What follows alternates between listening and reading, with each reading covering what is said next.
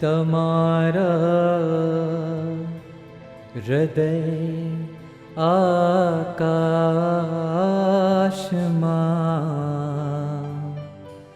તમારા હૃદય આકાશમાં પંખી બની ઉડ્યા કરું, ઉડ્યા કરું, ઉડ્યા કરું.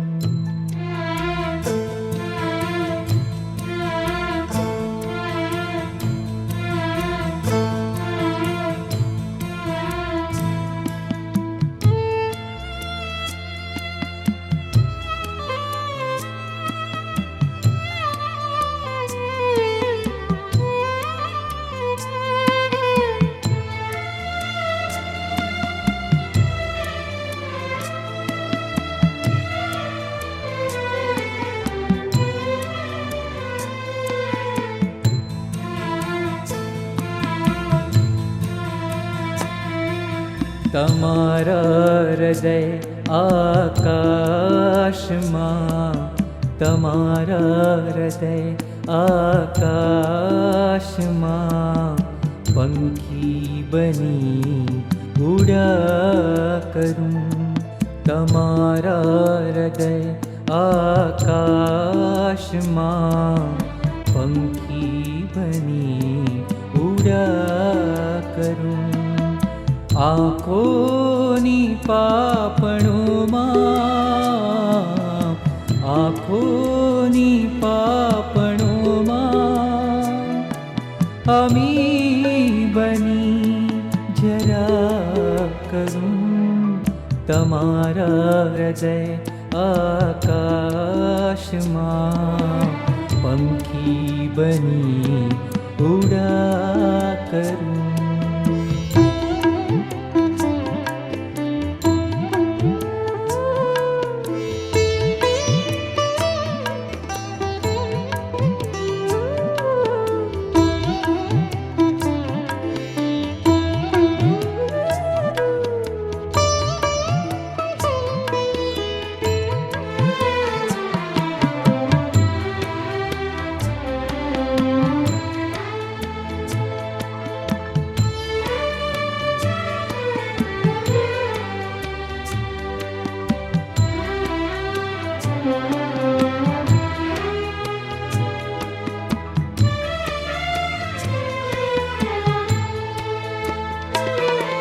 તમારી મુસ્કાને જીવન મારું એની સ્મૃતિએ જીવ્યા કરું. તમારી મુસ્કાને જીવન મારું એની સ્મૃતિએ જીવ્યા કરું. તમારી મુસ્કાને જીવન મારું એની સ્મૃતિએ જીવ્યા કરું. તમારી મુસ્કાને જીવન મારું એની સ્મૃતિએ જીવ્યા કરું. હૃદયના દ્વારીથી તમને, હૃદયના દ્વારીથી તમને જોયા કરું, જોયા કરું. આંખોની પાપણોમાં, આંખોની પાપણોમાં અમી બની જરા કરું. તમારા હૃદય આકાશમાં પંખી બની ઉડ્યા કરું.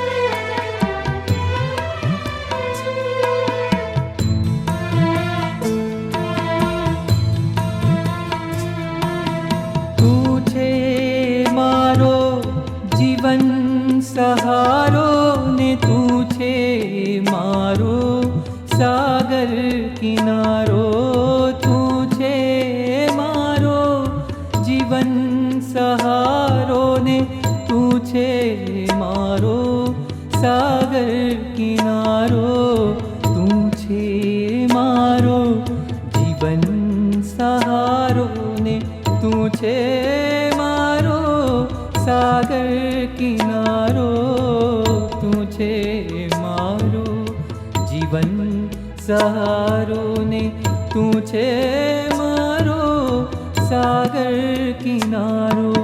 એ સાગરની મીઠી લહેરે લહેરે, એ સાગરની મીઠી લહેરે લહેરે, સંધ્યા બની ઢળ્યા કરું. આંખોની પાપણોમાં, આંખોની પાપણોમાં અમી બની જરા કરું. તમારા હૃદય આકાશમાં પંખી બની ઉડ્યા કરું. હૃદયના દ્વારીથી તમને જોયા કરું, જોયા કરું, જોયા કરું, જોયા કરું, જોયા કરું, બસ જોયા કરું.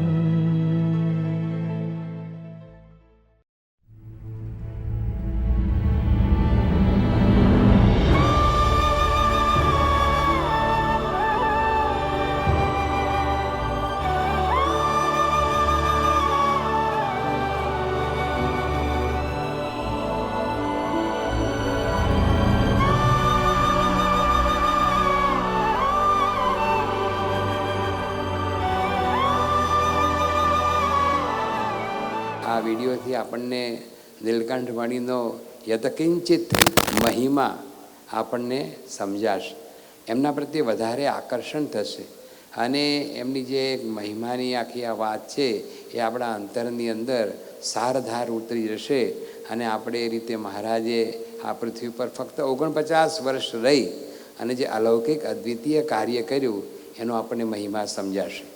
આ યાત્રાની અંદર પણ નીલકંઠવાણી આપણને પ્રશ્ન થાય કે આવા અવતારી પુરુષ આ પૃથ્વી પર પધાર્યા, છપૈયામાં જન્મ્યા અને એમનું આખું જે લક્ષ્ય તો ગુજરાતમાં આવવાનું હતું, પણ એને માટે આટલો મોટો ચક્રાવો આખા દેશનો અને 7 વર્ષ સુધી અને આટલા બધા, ત્યારે તો જંગલો જ હતા. આજથી 200 વર્ષ પહેલાં મહારાજ જ્યારે વિચર્યા ત્યારે ભારતમાં ઠેર ઠેર જંગલો જ હતા અને ઠેર ઠેર ભયાનક હિંસક પ્રાણીઓ હતા અને આવું જેને કહીએ કે આપણે કલ્પના ન કરી શકીએ એવું એક ભયંકર વાતાવરણ હતું.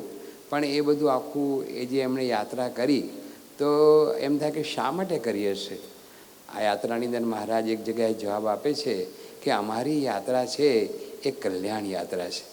અનંત જીવો જે બધા અમારા સંબંધમાં આવે, અમારા દર્શન થાય, અમારો સ્પર્શ થાય, એ બધા એનું કલ્યાણ થાય એના માટે અમે આ 7 વર્ષ સુધી આખા દેશમાં પરિભ્રમણ કર્યું અને છેવટે આપણે ખરેખર બહુ ભાગ્યશાળી કે ગુજરાતમાં આવીને પોતે રીતે સ્થિર થયા અને આપણને આ સંપ્રદાય, આ ધર્મ, નિયમ અને આજે આવા પ્રગટ સત્પુરુષ એની આપણને પ્રાપ્તિ થઈ. તો આ એક બહુ જ રોમાંચક અને આપણે ગદગદિત થઈ જઈએ અને મહારાજને માટે એમ થાય કે શ્રીજી મહારાજે આ શું કર્યું, આ મનુષ્ય દેહ કરીને અસંભવ આ શું કર્યું, એમ આપણને ખૂબ અહોભાવ સતત થયા કરે. મહારાજનો મહિમા આપણા અંતરમાં સતત એનું આમ જેને કહીને કે આમ ગુંજન થયા કરે એવી આ એક વસ્તુ તૈયાર થઈ છે.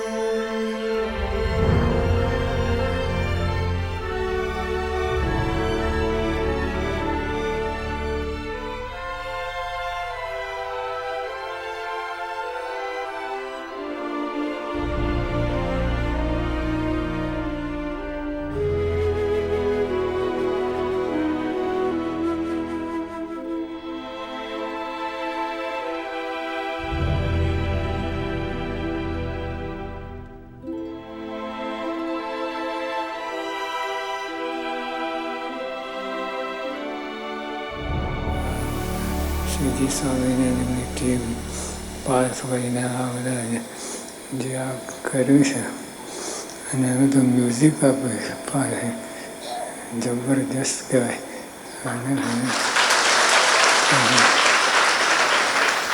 અને જે આપણે હું જતો હતો તે પાંદડા એક પાંદડું ખેરવું હોય કેટલી વિધિ કરવી પડે.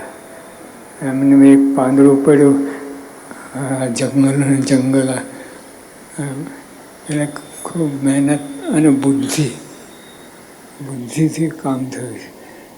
આ ખાલી મહેનતનું નથી. મહેનત બધા ઘણા કરે પણ કોઈ પરિણામ આવે નહીં. બુદ્ધિપૂર્વક અને બુદ્ધિ મહારાજને સ્વામી પ્રેરણા કરી. ખરેખર આ બીજાનું કામ નહીં. અને આ બધું એટલે ઠેઠ શ્રીજી મહારાજ, ગુણાતન સ્વામી, આપણે આ ગુરુ પરંપરા, ગુણાતીત ગુરુ અને બધાનો એમાં ભાગ છે. આ ખાલી એમને નથી. એટલે બધા એટલે શ્રીજી મહારાજથી લઈને આખી ટીમ મહારાજ. અને બીજી વાત, જો આપણે તો મહારાજને કંઈક પડદામાં લાવ્યા છે. એમને જે કર્યું છે તો કલ્પનામાં આવે નથી.